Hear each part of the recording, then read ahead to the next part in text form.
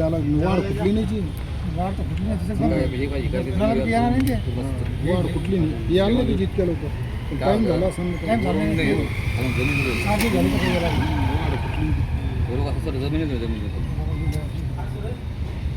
कशामुळे काय झालं काही कळलं किती नुकसान शेतकऱ्याचं ऐन ते आम्हाला पॅराविक्टर काय अशा नावाची बुरशी सांगितली त्याच्यावर विलाजच नाही पॅराविक्टर त्यांनी त्याच्यावर विलाजच नाही मला तुम्ही कोणत्या तरी वर हाय लेवलची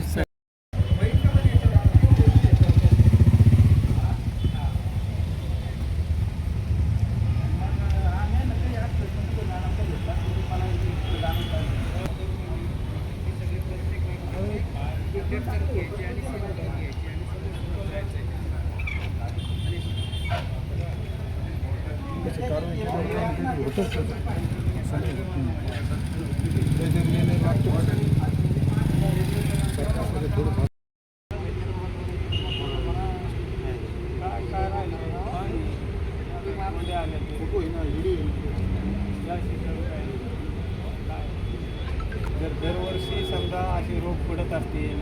हे होत असेल कृषी विभागाला सांगून महसूल विभागाला सांगून ते सांगतात की हे खत टाका हे औषध टाका शेतकऱ्याला का कीड नाही कोण औषध खतं टाकायची का पुन्हा तरी जळायला लागले ना काय करायला पाहिजे सांगा बरोबर जर यांच्याकडून एक वर्षभर साधं आज तुम्ही शेतकरी घेऊन कलेक्टर ऑफिसला आलात हे कपाशीचे झाडे घेऊन काय प्रकरण असं आहे की मागील वर्षी देखील आपण बघू शकता की हे कपाशीचं 2 महिन्याचं वाण आहे आणि याच्यावरती मर नावाचा रोग आलेला कारण की 2 महिने झाडाला झाले त्यानंतर झाड ऑटोमॅटिक त्याचे पानं जे आहेत पिवळे पडतात आणि त्यानंतर ते जळून जात आहे मागील वर्षी देखील आम्ही कृषी विभागाला कळवलं जिल्हा प्रशासनाला कळवलं कृषी विभाग म्हणते की हे औषध मारा ते खत टाका मग आता आम्ही सगळे औषधं खतं टाकू तर दमलो त्या झाडं वाचवण्यासाठी आता आम्हाला ते औषध त्यांनी जे सांगितलेले ते पिऊन मरण्याचा टाइम आलेला कारण की यांना लाख 2-2 लाख रुपये पगार असताना देखील यांच्याकडून जर हे झाड नेमकं कशामुळे जळत आहे याचं संशोधन होत नाही आणि दुसरी गोष्ट संशोधन नाही करता याच्यावरती आतापर्यंत त्यांना डोकून पाहायला देखील वेळ नाही कारण की बदनापूर तालुक्यातील आजपर्यंत 5 गावामध्ये हा इफेक्ट कापसावरती झालेला आहे उद्या जर संपूर्ण जालना जिल्ह्यातील शेतकऱ्याच्या कापसावरती जर आलं तर याची जबाबदारी कोण घेणार आम्हाला याची नुकसान भरपाई कोण देणार आणि म्हणून या ठिकाणी आम्ही जिल्हा कृषी अधीक्षक व जिल्हाधिकारी महोदय यांना पत्र दिलेले की या कापसाच्या वाहनावरती जी काय मर नावाची रोग आलेली आहे याच्यावरती तात्काळ उपाययोजना करून त्याचबरोबर आमच्या कापसाच्या प्रति हेक्टरी जवळपास याने 2 लाख रुपयापर्यंतची नुकसान भरपाई देखील देण्यात यावी आणि संबंधित जे काय आमच्या गावासाठी किंवा जिल्ह्यासाठी जे काय संशोधन अधिकारी असतील यांच्यावरती देखील कठोरात कठोर कारवाई करून त्यांच्यावरती गुन्हे दाखल करावे कारण की हा एका शेतकऱ्याचा प्रश्न नाही संपूर्ण जालना जिल्ह्यातील कापूस उत्पादक शेतकऱ्याचा प्रश्न आहे आणि जोपर्यंत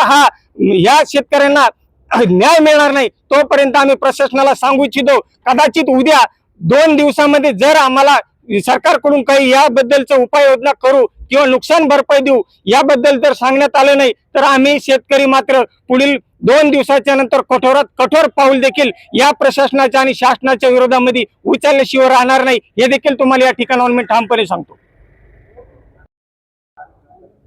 आज जिल्हाधिकारी कार्यालयात तुम्ही झाडं घेऊन आलेत काय प्रकरणी काय सांगा काय नाव तुमचं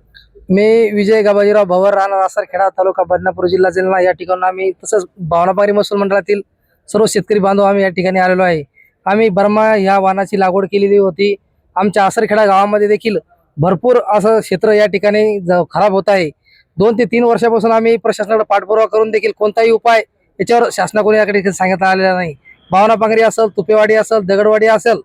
आसरखेडा असेल या ठिकाणी प्रचंड प्रमाणात एक कपाशी खराब होत आहे परंतु शासनाकडे वेळोवेळी मागणी करून देखील कोणताही उपाय आम्हाला स्पष्टपणे या ठिकाणी सांगण्यात आलेला नाही त्यामुळे सर्व शेतकरी बांधवांच्या वतीने आमची प्रशासनाकडे मागणी आहे की याचा तात्काळ याच्यावर उपाय सांगून शेतकऱ्याला नुकसान भरपाई देण्यात यावी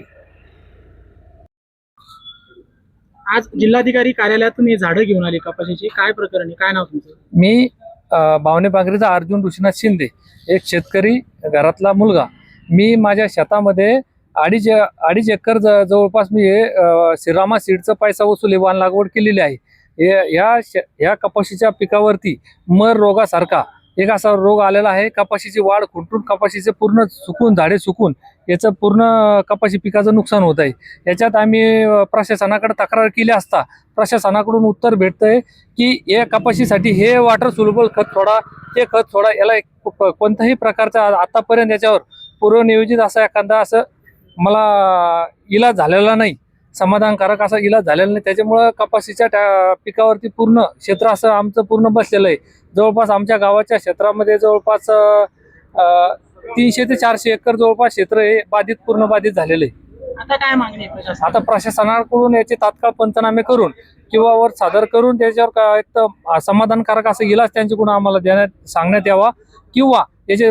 नुकसान भरपाई केलं दावा त्यांनी आमच्या करून द्यावी आम्हाला.